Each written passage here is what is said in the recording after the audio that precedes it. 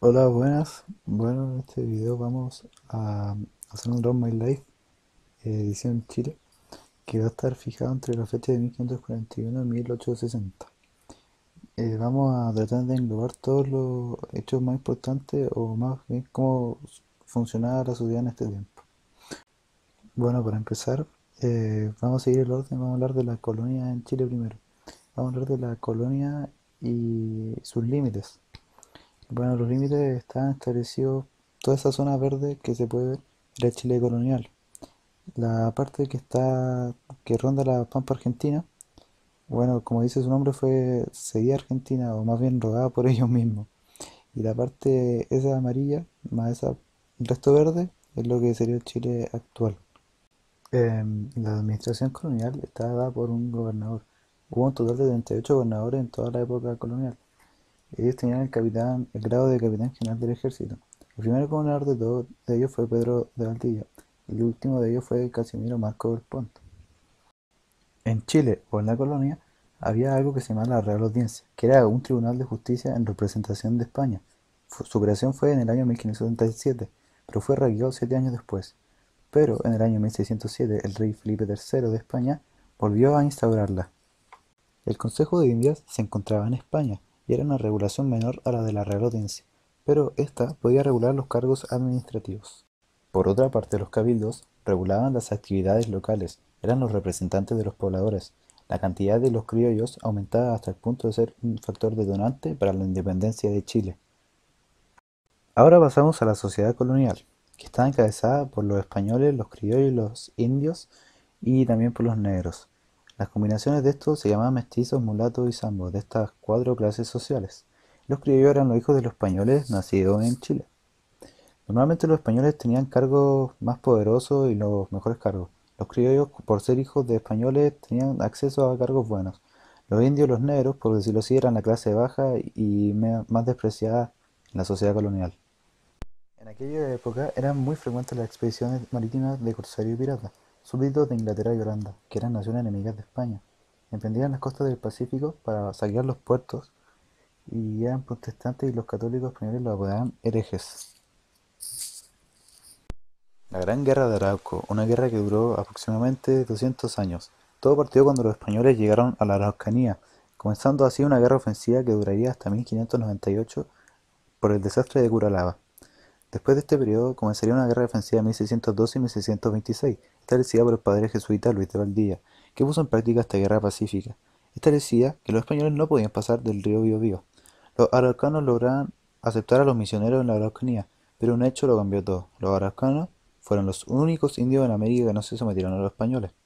La guerra ofensiva comenzó en 1626 otra vez, que fue un ataque basado en hacer una frontera con fuerzas que avanzaban lentamente por parte de los españoles.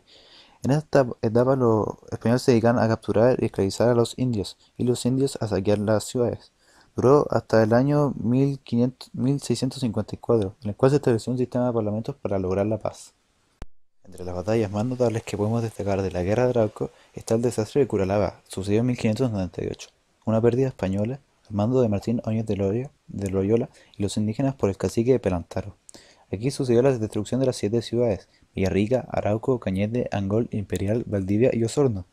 Después ocurrió otra pelea en Boroa en 1606, que fue el mayor desastre ocurrido por los españoles, bajo el mando de 6.000 indígenas. Después otra pelea en Las Cangrejeras en 1629, donde los españoles volvieron a perder, además que perdieron su fuerte Yumbel. Después ocurrió otra batalla en 1631 en Las Barradas, donde los araucanos fueron destruidos bajo el mando de Francisco Lazo de la Vega. Hubieron dos terremotos importantes, uno en 1647 con la destrucción de Santiago, hubieron más de 1.000 personas muertas, y otro en 1751 con la destrucción de Concepción y Chillán. La expulsión de los jesuitas. La Compañía de Jesús, establecida en Chile a fines del siglo XVI, había adquirido inmensas riquezas por donaciones y herencias de los devotos colonos. El inmenso poder que los jesuitas ejercían en América y la secreta injerencia que se les atribuía en la política de asuntos de Estados hicieron que el rey de España, Carlos III, ordenara su expulsión. Algunos monumentos históricos, como el puente de Calicanto, que tardó 13 años en construirse, o la moneda entre 1785 a 1805, que tenía como objetivo la acuñación de moneda, pasó a convertirse en la Casa de Gobierno en 1841. La vida social en la colonia. Aparte de la realización de tertulias que eran como fiestas de la gente de la aristocracia, también existían los vendedores ambulantes. Tales eran los casos como los del aguatero, o los del velero, o los del lechero, entre otras personas. También estaban los serenos, que eran los guardias nocturnos después del toque de queda, que era a las 10 p.m. en horario de verano. La independencia comenzó con la Patria Vieja el 18 de septiembre de 1810, con la formación de una primera junta de gobierno. Además se creó el primer Congreso Nacional y el gobierno de José Miguel Carrera. La Patria Vieja terminó el 1 de octubre de 1814 con el desastre de Rancagua, victoria española. La Reconquista comienza en 1814 con el desastre de Rancagua. Los gobernadores españoles reasumieron la dirección del país, administrado por Mariano Osorio entre 1814 y 1815 y por Casimiro Marco del Pont entre 1815 y 1817. Además del establecimiento de la vindicación, iban las personas acusadas de haber fallado a los deberes a la fidelidad del rey, además de la detención y relegación de patriotas connotado. El resto de los patriotas huyó a Mendoza en busca de ayuda. Todo esto concluye el 17 de febrero de 1817 con la batalla de Chacabuco poniéndole fin a la Reconquista. La Patria Nueva inicia con la batalla de Chacabuco, con la promulgación del Acta de Independencia de Chile el 12 de febrero de 1818. Asume el cargo de director supremo don Bernardo Higgins, pero él abdica el 28 de febrero de 1823. Algunas obras de Bernardo Higgins son la fundación de ciudades, la creación de cementerios, la creación de la actual bandera y el himno de Chile, la creación de la Escuela Militar y Naval y además de la fundación de la Biblioteca Nacional. La construcción de un Estado republicano o un periodo conocido como monarquía. Este proceso comenzó con la abdicación de Bernardo Higgins en el 23, hasta el triunfo de los conservadores en la Guerra Civil de 1830 o la Batalla del Ircay. Este periodo se caracterizó por la cantidad de constituciones creadas y la dificultad de poder regir el país y la construcción de un Estado estable. Se adquirió mucha experiencia gracias a los ensayos constitucionales y los gobiernos de dichosa época. La primera constitución de esta época fue nombrada como moralista en el año 1823 y se caracterizó por nombrar las conductas de las personas y por esa razón no pudo ser llevada en práctica. Los derechos ciudadanos establecían que los hombres mayores de 21 años, católicos y dueños de un bien común, tenían derecho a voto. Esta constitución se llevó bajo el gobierno del director supremo Ramón Freire. Con las ideas del Congreso de fomentar una constitución de leyes federales, Freire decidió renunciar al cargo en 1826, donde asumió el primer presidente de Chile, Manuel Blanco Encalada. El mismo año, Encalada decidió renunciar por la dificultad de mantención de las provincias. Como sucesor, asumió Agustín Enseguera en 1827. Estuvo muy poco tiempo. Las leyes federales dividían la provincia en 8 provincias. El poder ejecutivo era el presidente, había sufragio censitario y el poder legislativo era normado por las asambleas provinciales. El siguiente presidente que tuvo Chile fue Francisco Antonio Pinto. En 1828, la constitución de las leyes liberales era de carácter liberal y pretendía la separación de la Iglesia del Estado y mayores libertades públicas. Las personas que tenían derecho a voto tenían que ser hombres mayores de 21 años y que ejercieran un oficio dentro de la sociedad. Esta constitución causó mucho revuelo entre políticos, hasta que comenzó una disputa política entre conservadores y liberales, con el triunfo de los conservadores en esta guerra civil, que terminó en 1831, año en el que asumió José Joaquín Prieto como presidente, secundado por Diego Portales, que fue un gran protagonista de este periodo hasta su muerte. En 1833 se promulgó otra constitución de carácter conservador, se apegaba al orden y la jerarquía de una autoridad central influida también por la Iglesia. El periodo conservador que se llevó a cabo estaba moldeado por las ideas portelianas. La Constitución decía que los hombres mayores de 25 años, alfabetizados y poseedores de una propiedad o una profesión equivalente, podían votar. Esta Constitución duró 92 años, es decir, hasta 1925. Prieto gobernó desde 1831 a 1841, junto a sus camaradas Diego Portales y Manuel Rengifo, que celebró la victoria de los pelucones. Portales fue el organizador de la República y Rengifo organizador de la Hacienda Pública.